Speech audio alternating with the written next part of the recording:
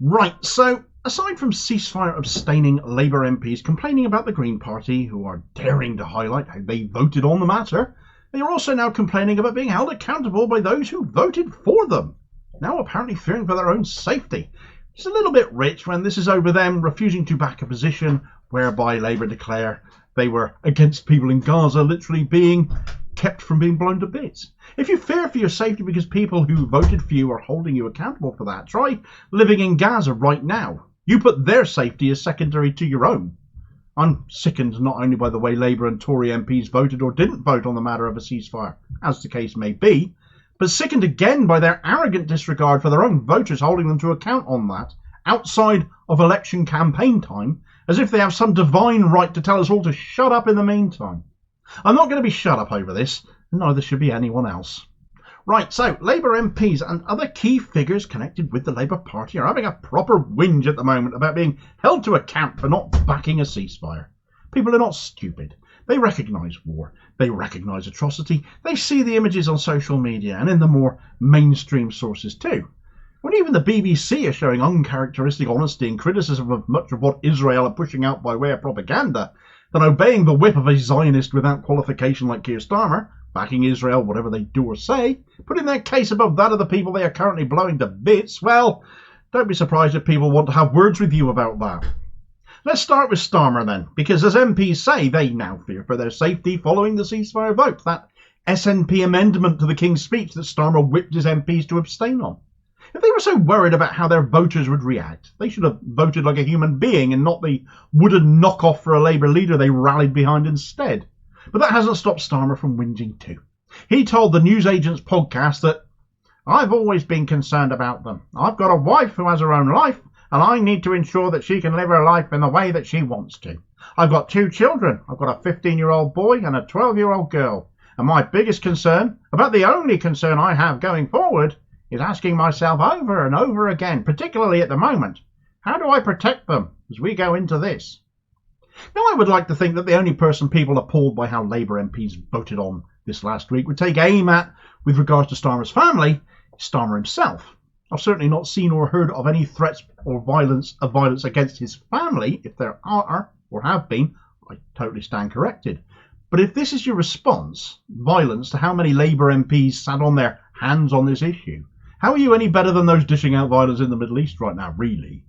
There are better ways than issuing threats, but equally, that doesn't mean Starmer shouldn't be held to account for his actions. The diktat he handed down, the decision not to back a ceasefire, as Labour sources have said, because he won't until Joe Biden does. He won't until Rishi Sunak does, because he is led, he is not a leader. Above anyone else, he should be held to more account and more scrutiny than other MPs, because ultimately the decision to act as many did came from his directive. That said, they still had a choice. 56 MPs chose to defy him. 10 shadow ministers resigned so they could follow their conscience and defy him. So for all those MPs who didn't and have faced flack since, well, I've got no sympathy for you. Take Jo Stevens, for example. She had her Labour office graffitied with the word murderer daubed across it in red. Now, sure, this is criminal damage, but at least her office didn't get blown up as so many Palestinian homes have been. It'll scrub off. No doubt if you catch the perpetrator, they'll be punished. Rightly so. But equally, you should take note of the fact you've acted in a way that has been opposed by most British people, some 3/4 of whom want a ceasefire, want Labour to back a ceasefire. And if you didn't back that, if people don't feel their MP is listening to them and listening too much to their leader or looking after their own prospects first and foremost, they don't expect people to be in much of a mood to talk nicely to you. There was Rushanara Ali as well. She signed Richard Bergen's early day motion for a ceasefire, but she wouldn't follow through with a vote for that ceasefire, following Starmer's diktat, and she ended up subject to a protest march past her office with demands she now resign. That's not serving your constituents if so many of them organised to demonstrate against you and against what you voted for, is it? She wasn't the only one suffering demonstrations outside their offices this week, though, as Keir Starmer's Holborn St Pancras office had a protest outside of it, and Wes Streeting had his second demonstration outside his office in Ilford North in a week, the most recent one bigger than the last. Ignore your voters at your peril. They are disgusted with you. But for other Labour MPs, they should know their place, apparently. Keir Starmer in a wig and Shadow Chancellor Rachel Reeves has defended her colleagues here, saying these protests are intimidation. No, they aren't. This is your constituents reminding you that you are supposed to serve them, not pretend they don't exist for 5 years in between elections when you're forced to notice them again to win votes. How dare you say people cannot lobby you, in effect, which is what this protest is. Lobby you collectively, demonstrating their thoughts, their feelings, their wishes, how they want you to address this situation they feel so strongly about, that they are just there for you to ignore? You're a disgrace. Another one has been Angela Eagle. She's attacked the Green Party again. She's called out the Green Party for naming and shaming all the MPs who voted against or abstained on the ceasefire vote, something I covered in more detail in another video, saying they should be ashamed of themselves. Let us not forget that this is the same MP who tried to weaponise intimidation against her by her own CLP by making up a story about a brick being thrown through her office window when actually nothing of the sort happened. It didn't stop her CLP ending up getting suspended, though, when they were about to call a vote of no confidence in her. Did it, though? It worked. She's still an MP, though I have heard the Liverpool Independents plan on standing a candidate against her at the next election. So if the good people of the Wirral who live in Eagle's constituency back the actual Democratic Socialist on the ballot, she may be a goner yet.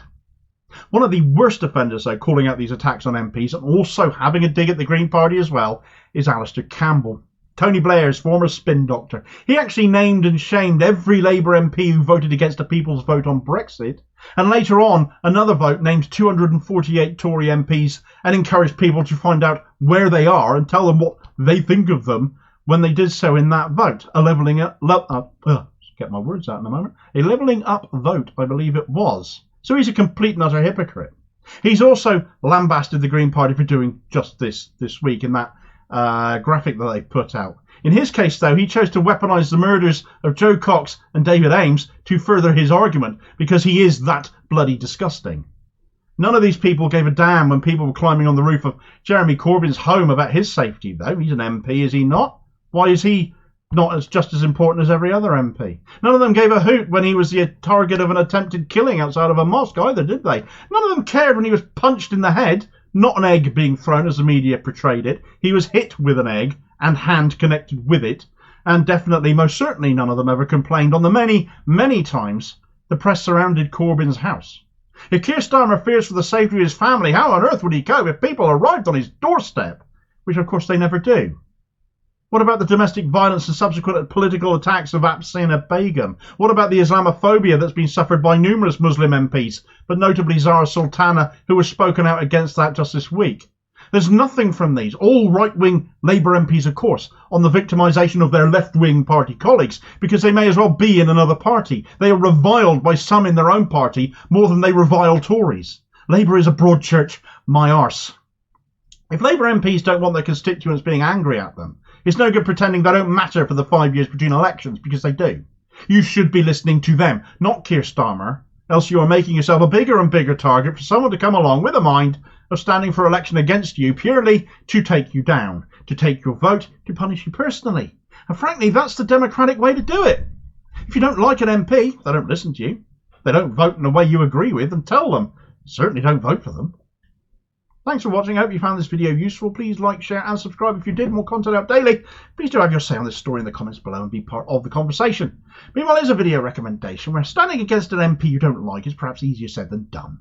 But when that MP has lied and cheated his way to where he is, done everything he promised not to, well, it's the surest way to get constituents mad and, well, not just mad, but they might organise too. Such is the case of Okisa, now looking at getting their candidate to stand against Keir Starmer himself at the general election, because they've got all the campaign literature, campaign energy, organisation, and more importantly, finance to do so right now. It's literally their only reason for existing. And I'll hopefully catch you on the next vid. Cheers, folks.